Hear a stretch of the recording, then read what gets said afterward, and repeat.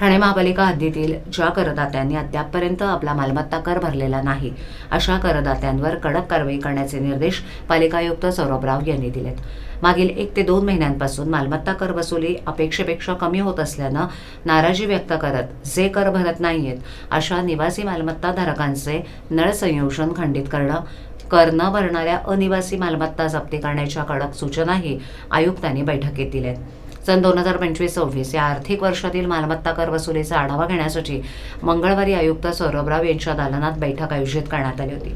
या बैठकीला अतिरिक्त आयुक्त 2 प्रशांत रोडे, उपायुक्त जी गोदापुरे, उपायुक्त मिताली संचेती तसंच सहाय्यक आयुक्त आणि संबंधित अधिकारी उपस्थित होते. मागील 1 ते 2 महिन्यांपासून मालमत्ता कराची वसुली अपेक्षेपेक्षा कमी होत असल्यानं आयुक्तांनी तीव्र शब्दात नाराजी व्यक्त केली आहे. ज्या करदात्यांनी अद्याप मालमत्ता कर भरलेला नाही त्यांच्यावर तात्काळ जप्ती, वॉरंट बजावणं, नळ संयोजन खंडित करून पाणीपुरवठा बंद करणं, नळ जोडणी आणि इतर सेवा खंडित करण्याचे स्पष्ट निर्देश आयुक्तांनी दिलेत. अनिवासी मालमत्तांबाबत विशेष मोहीम सुरू करण्यात आली असून 10 फेब्रुवारीपर्यंत ही मोहीम सुरू राहणार आहे.